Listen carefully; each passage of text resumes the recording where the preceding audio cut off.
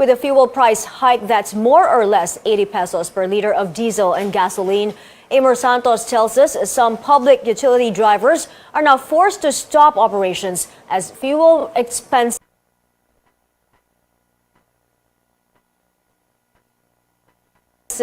leave them with no take-home pay.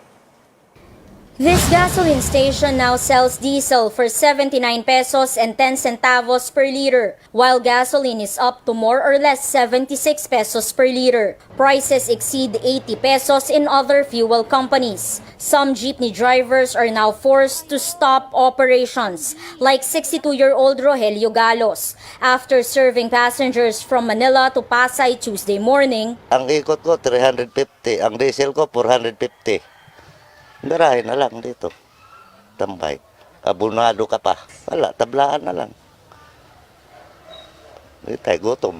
Transport Group Piston says it's not staging a transport strike for now, but some drivers are left with no choice. Napipilitan na huminto pansamantala, hindi maiiwasan sa hinaharap na magkaroon talaga ng tigil pasada. Piston, along with labor and youth organizations, are calling on President Duterte to take action in the remaining days of his term. They want him to suspend fuel excise tax for at least 6 months and call for a special session of Congress to review the oil deregulation law. Gusto namin magbalik paaralan, pero what are the practical concerns na kinakaharap namin? Presyo ng pagkain, presyo ng pamasahe, di ba? Yung unbearable living cost. Also, an appeal for the incoming Marcos administration. Sana naman, huwag na tularan yung pinalitan niya. Yung mga pangako niya, gawain niya. The government has offered assistance in the form of fuel subsidy and a compensation program. But drivers say the 6,500 peso aid they have received is long gone. They also lament delays in their salaries under the service contracting program. Hirap kasi, pamahal ng pamahal. Yung subsidy, konti lang tulong. Ilang kargahan lang yun, ubos na kagad. The LTFRB says more than 200,000 drivers and operators have received the fuel subsidy. That's 75% of the total number of beneficiaries under the first tranche initially set for March. Some 20,000 delivery riders have also benefited from the program. Tricycle drivers have to wait a bit longer with payouts eyed for next week.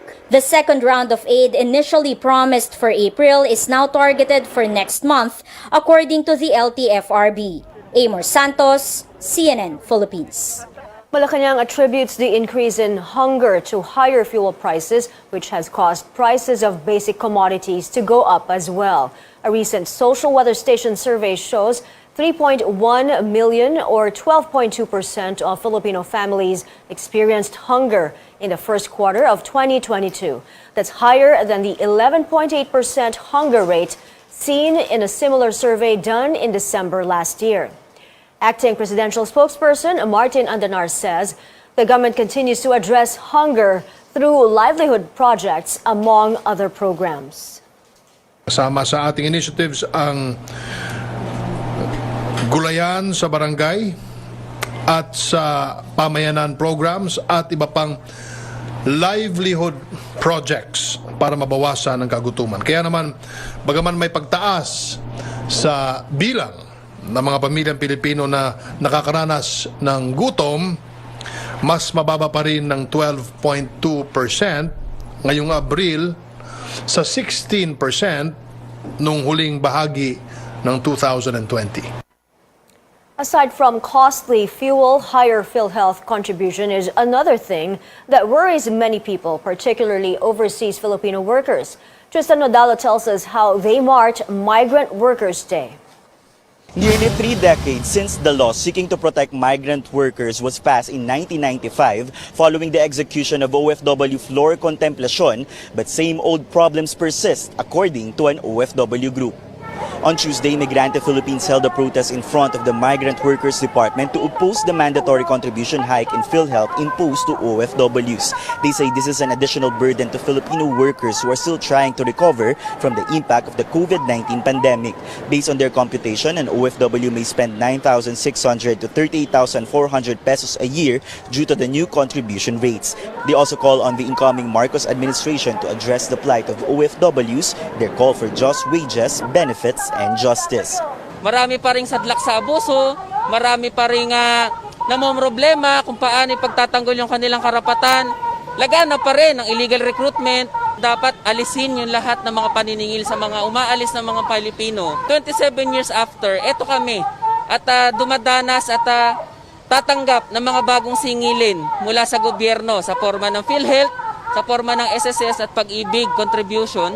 Meantime, a Thanksgiving Day was held by the Overseas Workers Welfare Administration (NCR) in Pasay City to recognize the contribution of OFWs to the economy.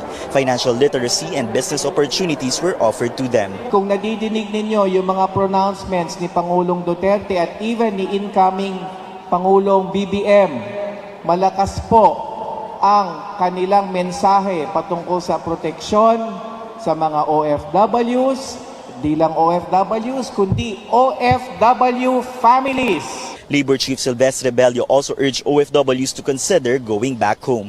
The government has several reintegration programs for returning OFWs, including livelihood assistance.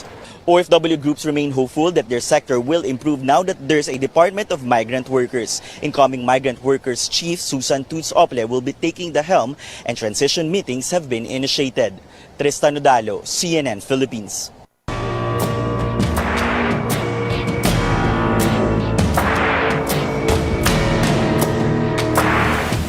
Officials report over 20 million pesos worth of agricultural damage days after the eruption of Mount Bulusan in Sorsogon. Joining us live is Stanley Gahete, who is still keeping watch on the situation in the province. Stanley, how are farmers coping with yet another crisis? My farmers here in Huban, Sorsogon admit they are clueless on how to recover from damage caused by volcanic eruption as Bulusan remains restive. The local agriculture office says the eruption has damaged more than 800 metric tons of crops. Coconut plantations suffered the most with losses in more than 3,000 hectares. Next is palay or paddy rice with 1,400 hectares and nearly 300 hectares of vegetables, fruits and other crops. Agriculture officials say they are preparing assistance for the farmers. Tapos mga bagong pananim nun, siyempre pinaggastusan nila yun. Malulugi sila dahil mamamatay yung mga pananim nila. Lugi po kami kasi yung pinagbila namin yung pananim, baliwala na yun. Meron kami mga nakaatang na pantanim para po sa mga ganitong cases. Certified and hybrid palay seeds, meron din pong vegetable seeds, and pati po yung drugs and biologics para sa mga affected animals. Meanwhile, aid keeps coming for people displaced by Bulusan's eruption. Police have put up a desalination machine in Barangay Puting Sapa to provide clean water. Every time na meron pong disaster, ay dinedeploy po natin ng mga to. For now, ito po ay manatili po dito dahil wala pong masasabi na malinis na tubig para po sa ating mga kababayan. Fire Bureau personnel help in the ash cleanup on roads, houses and even crops.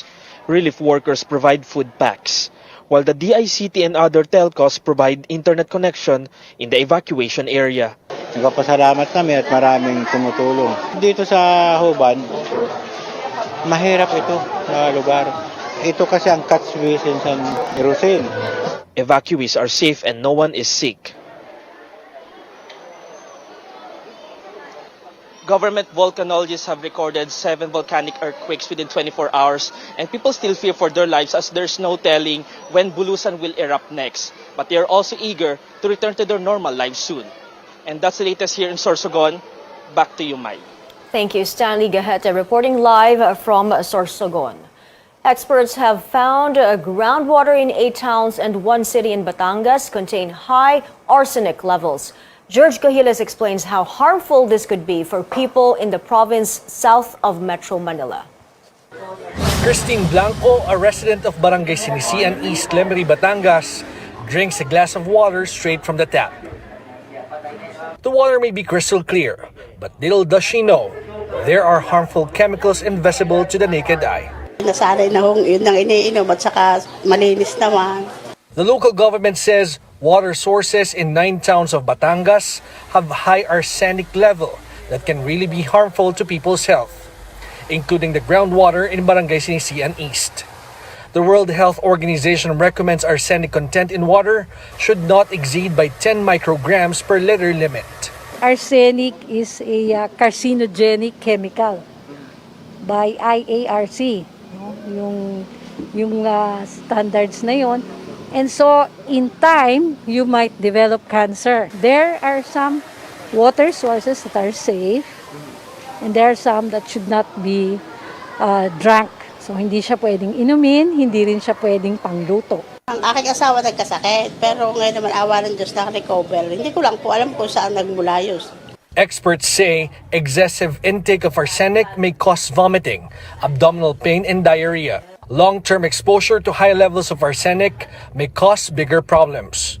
Even with less than 6 months exposure to drinking arsenic in water, you might develop skin symptoms. You will develop a lot of diseases like cancer of the lungs, cancer of the bladder, and then exacerbation of your diabetes. Ibig sabihin, nag-worsen yung diabetes, hypertension. Experts say boiling cannot remove arsenic in water. Thus, they ask people in affected areas to use either purified or distilled water for drinking and cooking. Ang mga tao ay nabili na ng mineral water para sa kanilang pagluluto, ginagamit. Ang problema lamang ay doon sa mga tao na talagang walang kakayanan para bumili talaga ng mineral water dahil hindi pare-pareho ang mga tao. Lalo pa ngayon na nag-pandemic, walang trabaho ang iba. The Batangas Medical Center Toxicology Unit have already tested 104 residents in affected areas. 11 were found to have traces of arsenic in their urine samples. George Cahiles, CNN Philippines. George Cahiles will tell us how local officials are helping residents in the second part of this report. More news ahead. The country records new cases of the more transmissible Omicron subvariants. And President Duterte has this parting message to Filipinos more than 3 weeks before he steps down from Malacanang. Details next on Newsnight, where we go above and beyond the headlines.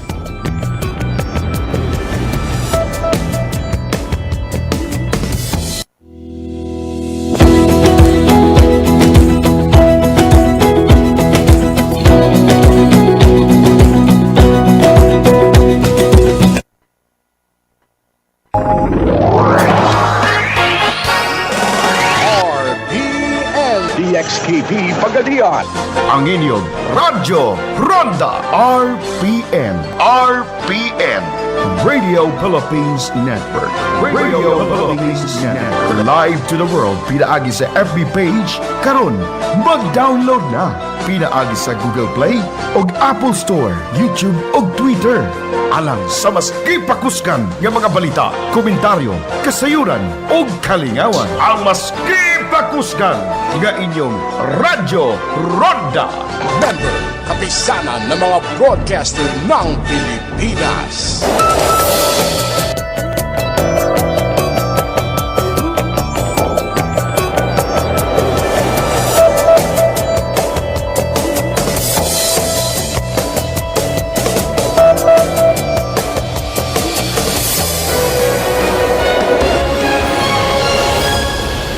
Welcome back to Newsnight.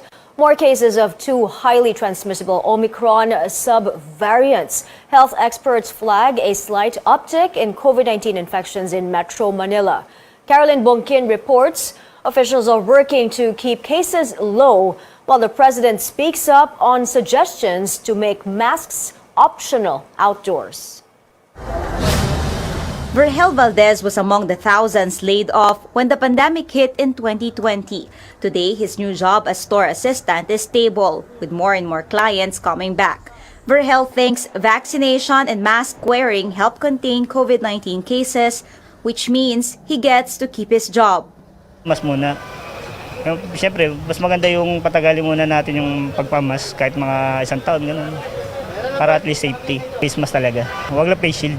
Despite suggestions making mask optional outdoors, the president wants to keep it mandatory at least until his term ends. He says compliance with masking and getting vaccinated help the economy running. And to think na yung iba sa ngayon nagkaroon ng surge, maybe the citizens of that country do not want to follow regulations. Tayo dito, sabi ko, takot. Kasi mahirap lang nga tayo. At bigyan pa ninyo wala ng trabaho, masakit lahat ng tao. The economy can never recover. The IATF allows the public to remove masks when dining, when doing outdoor exercises, or participating at sports events in well-ventilated venues. DOH officials say the pandemic isn't over yet, and masks will help keep infections at bay, especially with new variants surfacing. In checking 190 samples, the Philippine Genome Center and RITM discovered more Omicron subvariant cases, 3 BA.5 and 7 BA.2.12.1. 2 persons with BA.5 are from Calabarzon. All BA.5 cases had COVID in May and have recovered. We can say na wala tayong mga international sources for BA.5. So pag ganito ang tinitingnan natin, mataas ang probability na meron tayong local transmission. We still need further evidence for us to be able to confirm. Mukhang nag-fizzle out naman. We have a lot of hope that yung current vaccination program natin and yung patuloy na natin na paggamit ng ating masks will be successful. New BA.2.12.1 cases are from NCR, Ilocos Region, Cagayan Valley, Calabarzon, and Bicol. Though still at low risk for COVID-19, DOH and Octa Research see a slight uptick in infections in Metro Manila beginning mid-May. We can't disregard it kasi yung mga previous surges nagsisimula sila sa mga ganyang upticks. We're hoping na hindi ganun. Meron tayong mga pagtaas and yes, hindi ito significant. Ang pinaka-importante sa atin ngayon dito sa ating bansa at this stage of the response for the pandemic would be the severe and critical cases. At least for now, most COVID-19 cases don't require hospitalization. Caroline Bongkin, CNN Philippines. In other news, the owner of the SUV involved in the hit and run of a security guard in Mandaluyong City did not show up before transport investigators today. Chrissy De Matulak tells us what authorities will do about this.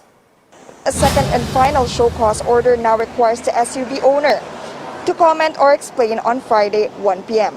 According to the LTO, the show cause order was accepted by the registered owner of the vehicle. The agency did not disclose, however, whether the registered owner was also the same person behind the wheel during the incident. This is one of the aspects being investigated. We already given him an opportunity to be heard. So therefore, sir, the case will be resolved based on the evidence at hand. Whether or not mag-appear siya or wala siyang explanation na pinadala sa atin. Based on the available records po, i-resolve po natin. The driver's license of the SUV owner will also be revoked in case he does not appear for the second time. Earlier, the owner's driver's license was placed under preventive suspension for 90 days. A colleague of Loralde describes the current condition of the security guard. As of now, nasa ICU pa rin siya. Meron lang series of tests na possible na gawin. Nakakapagsalita siya, yes. Ano sabi niya, sir, sa pakikipagkwentuhan? Medyo garargar kung tawagin nila sa salitang kanto, no. Alam mo 'yun, medyo hinahatak niya yung hininga. The Mandaluyong police have already filed charges of frustrated murder and abandonment of one's own victim before a court on Monday. Chrissy De Matulak, CNN Philippines.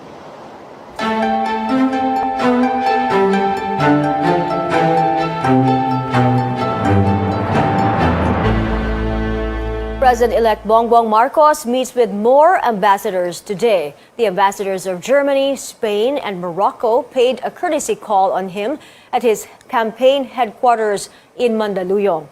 In a quick media briefing, the German envoy said she and Marcos talked about human rights, but they did not discuss President Duterte's request to European nations to cut funding for progressive groups here at home. We discussed our commitment, or we exchanged about our commitment about Germany's continued commitment in the area of protecting human rights and safeguarding rule of law. We didn't go into details of projects and project funding. As one example of Germany's commitment, I mentioned Germany's funding of the UN Joint Programme on Human Rights. Other topics discussed during their meeting include renewable energy, climate change, and food security, among others. Outgoing President Rodrigo Duterte calls on Filipinos to support the incoming Marcos administration. In what he described as his parting message, Duterte said Filipinos must respect the majority's decision and that there should be no room for politicking or divisive actions. Me, wala na ako. I will say nothing. Ang ayaw ko, baka may maiwan pa yung namumuliti ka pa rin. Or, just plain criticize itong bagong administrasyon. You do not do that. President-elect Marcos would need the cooperation and help of everybody. We must give it to him. In the same media briefing, Duterte said he will retire from politics once his term ends on June 30. He called on security forces to continue his administration's controversial war on drugs. A conglomerate's mission to remove thousands of tons of waste from two of the country's most polluted rivers continues to gain support. Joining the effort is a Japanese firm that wants to fast-track the cleanup for the benefit of communities. Rex Remitio has the details. Much has been achieved, yet much still needs to be done. San Miguel Corporation vows to ramp up efforts in cleaning up Pasig and Tulyahan rivers.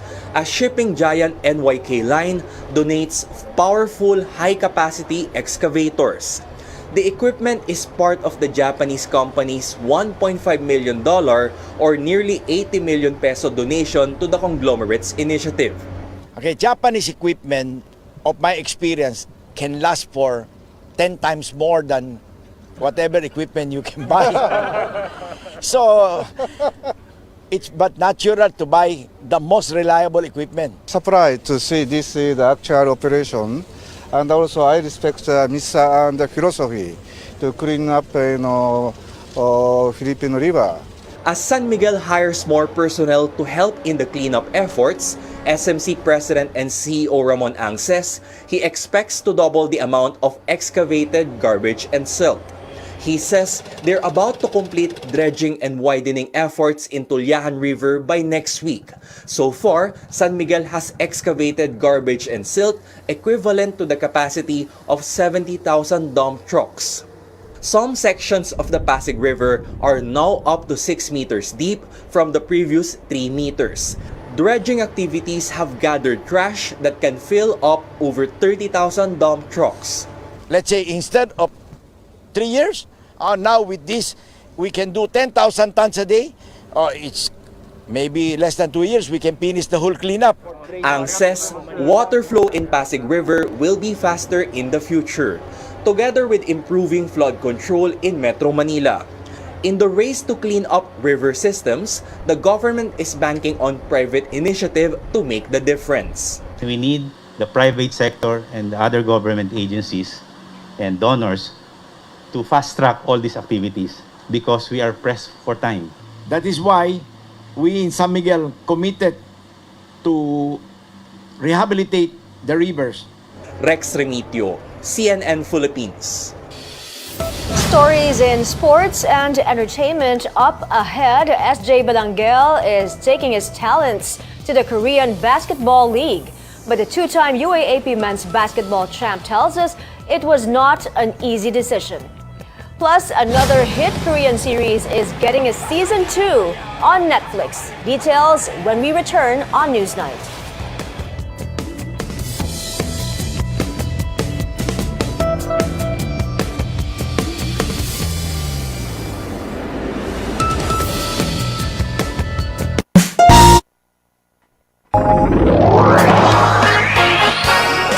RPN DXKP Pagadian. Ang inyong Radyo Ronda. RPN. RPN. Radio Philippines Network. Radio Philippines Network. Live to the world. Pinaagi sa FB page. Karon, mag-download na. Pinaagi sa Google Play o Apple Store, YouTube o Twitter. Alang sa mas kipakuskan ng mga balita, komentaryo, kasayuran o kalingawan. Ang mas kipakuskan ng inyong Radyo Ronda.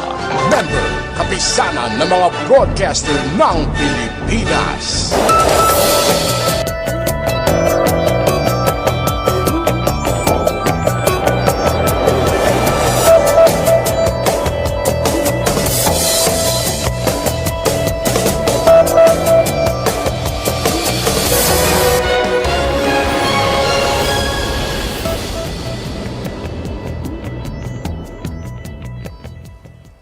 You're watching CNN Philippines. iPhone users can look forward to a bunch of new functions with the latest update to Apple's mobile operating system. With iOS 16, you will soon be able to edit like those from ongoing sports games. No word yet on when Apple will drop iOS 16, but word is out. It's likely later this year. In sports, Ateneo standout SJ Belangel is set to make some big moves, heading to the pros and becoming the first Filipino import in the Korean Basketball League. Belangel confirmed to CNN Philippines' sports desk that he's gearing up to join Daegu Koga's Pegasus in the 2022 and 2023 KBL season. With this, the 23-year-old will forgo his last 2 years playing for the Blue Eagles. It's a tough scenario for me and for my family. And actually, to be honest, sina ni Coach Tab wanted me to stay pa talaga. Of course. But for me, it's a great opportunity for me to grow as a player and to know more about Korean Basketball League, Korean's culture, and it will help my family as well. Hindi ko talaga ipagpapalit sa anumang na memories namin with the coaches, with my teammates, and everyone in the Ateneo community.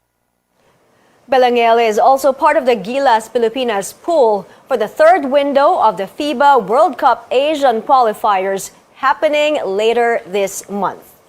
Entertainment news now. There's more to the story of the surviving students from Yosan High School with Netflix's All of Us Are Dead confirmed for a second season.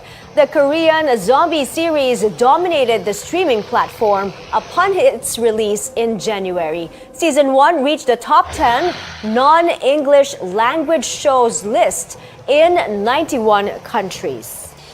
And that's it for now. Join me again on news.ph at 7 p.m. I'm Maya Rodriguez sitting in for Pia Ontiveros for Newsnight, where we go above and beyond the headlines.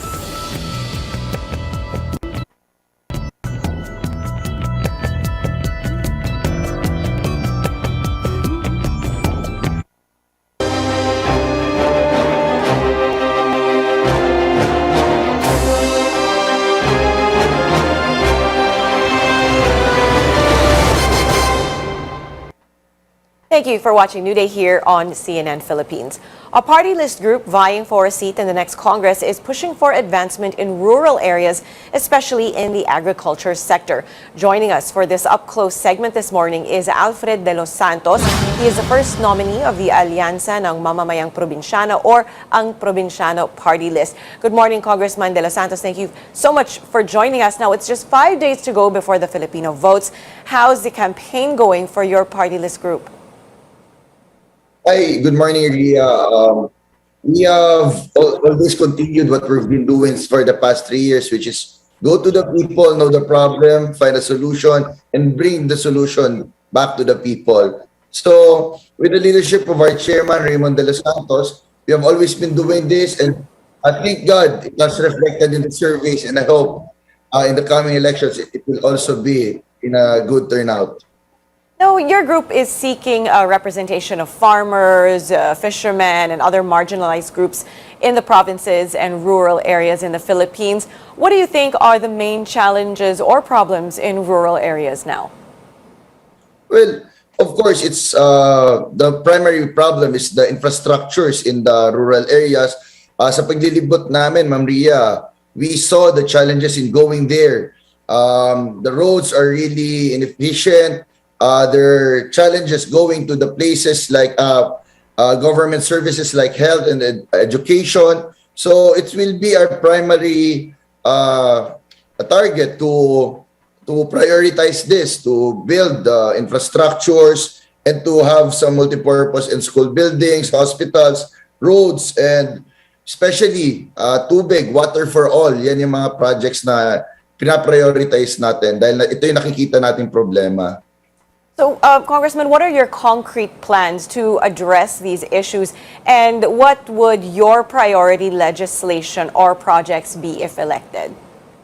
Well, our concrete plan is actually we have already planned and communicated with the LGUs. We have some specific infrastructure projects already that are in mind, and in our legislative plans. Sa agriculture, ma'am, meron tayong Magna Carta for workers in the agricultural sector, technologically centers, which will modernize our agri-sectors. Also, kailangan din natin ng support for the farmers, which is the internet for them. So, usually, ito talaga, no? And syempre, ang pinaka-importante dyan is the Rural Literacy Act, which is bibigyan natin ng more training sa aking agriculture para ma-modernize ang kanila talagang trabaho. Now, speaking of modernization, Congressman, you're calling for the youth to go back to agriculture and fisheries by, as you said, incorporating modern technologies in these sectors. What kind of reception are you getting from young people when you encourage them to go back to agriculture and fisheries? Well, we have mixed reactions, Ma'am Ria, no?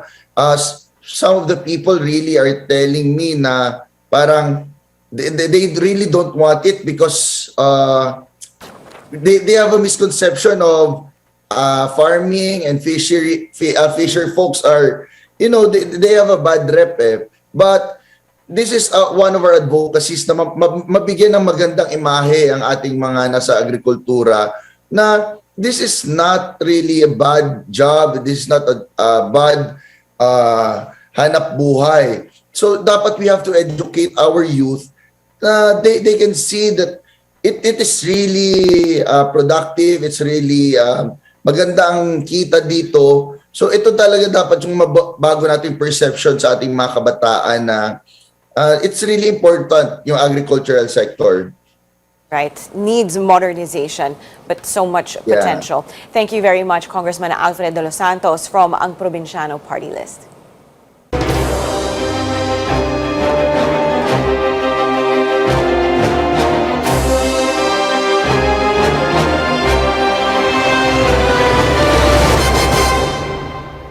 We continue our conversations with party list groups seeking a seat in the next Congress. Barangay Health and Wellness, or BHW Party List, is advocating for the health and wellness of Filipinos at the grassroots level. To tell us more about this, joining us now is Congresswoman Angelica Natasha Co, first nominee of the BHW Party List. Good morning. Thank you for joining us, Congresswoman. Now, we've just got 5 days to go before Election Day. What are your plans for the final stretch of the campaign period? Thank you, Ria. Good morning to everyone. Well, the last 5 days would probably be the most important ones.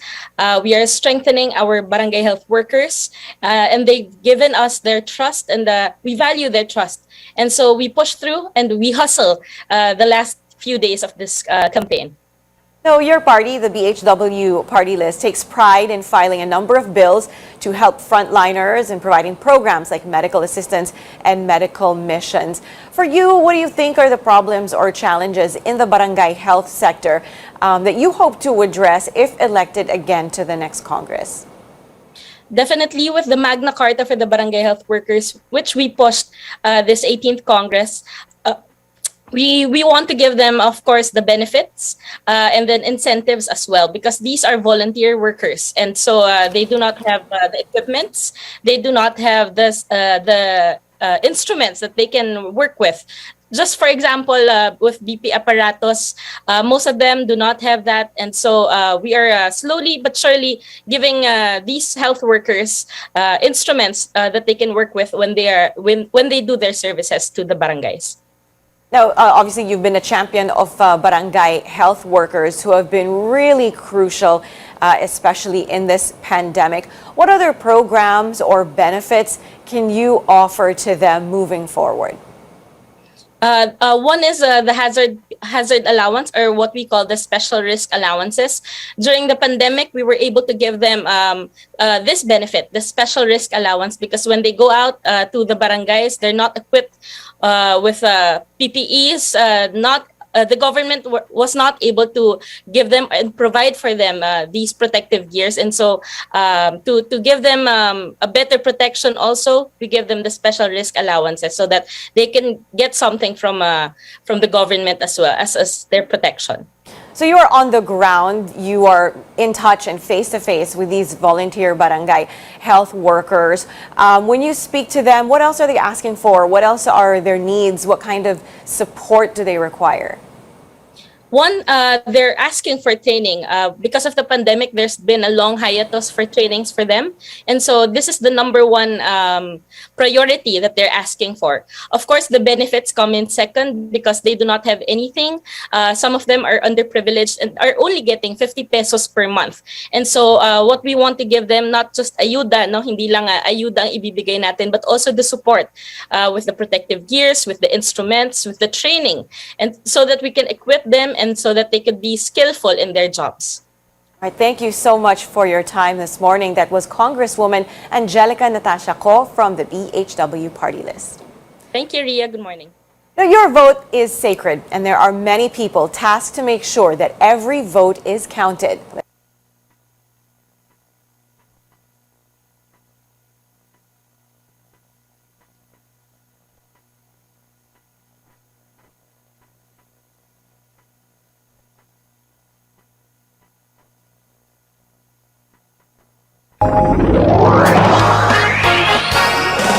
RPN DXKP Pagadian, ang inyong radyo.